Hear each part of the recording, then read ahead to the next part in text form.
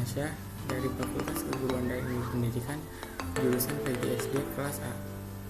Di sini saya akan menjelaskan tentang sejarah bahasa Indonesia. Bahasa yang awalnya dikenal sebagai bahasa Melayu ini telah dibentuk dan diresmikan sebagai bahasa pemersatu bangsa.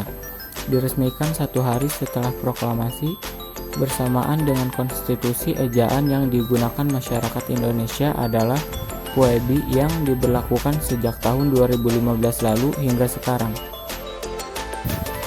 Perkembangan sejarah bahasa Indonesia.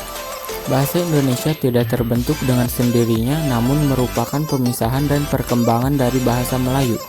Anda pasti sudah mengetahui bahwa Indonesia dan Melayu lekat hubungannya. Bahkan hingga saat ini masih ada beberapa daerah di Indonesia yang menggunakan bahasa Melayu. Persamaan bahasa Indonesia bermula seiring dengan Sumpah Pemuda pada 28 Oktober 1928, di mana salah satu isinya menyebutkan berbahasa satu, yakni bahasa Indonesia. Hal ini juga menjadi upaya penghapusan kesan imperialisme yang mengambilnya dari bahasa Melayu masih dianggap sebagai bahasa negara Indonesia. Perkembangan bahasa Indonesia mulai terlihat dari media massa, yaitu sebagai berikut. 1. Jumlah dan bentuk kata singkatan bahasa Indonesia terus bertambah. 2. Meningkatnya jumlah penggunaan istilah dan bahasa asing dalam surat kabar. Sejak saat itu, masyarakat mulai menggunakan istilah, ungkapan, kalimat, dan kata-kata yang resmi milik Indonesia. Sejarah ejaan bahasa Indonesia. 1. Ejaan Van of Huisjen diterbitkan pada tahun 1901 yang masih disebut sebagai bahasa Melayu dan menjadi pedoman ejaan pertama yang resmi.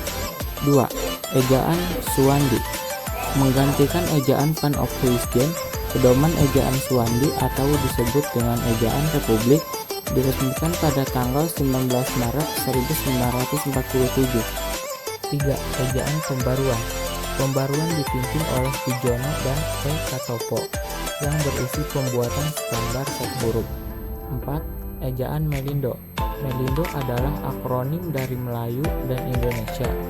Pedoman ejaan ini disusun pada tahun 1959 dengan bekerja sama antara Indonesia dan Persekutuan Melayu. 5. Ejaan LBK. LBK adalah singkatan dari Lembaga Bahasa dan Kesusastraan. Bisa dibilang ejaan ini adalah lanjutan ejaan Melindo yang gagal diresmikan. 6. Ejaan yang disempurnakan. Pedoman ejaan ini berlaku dari tahun 1972 hingga 2015. Paling lama digunakan serta paling lengkap mengatur kaidah bahasa Indonesia. 7. Ejaan bahasa Indonesia ditetapkan berdasarkan Peraturan Menteri Pendidikan tahun 2015 dan resmi menjadi bahasa Indonesia.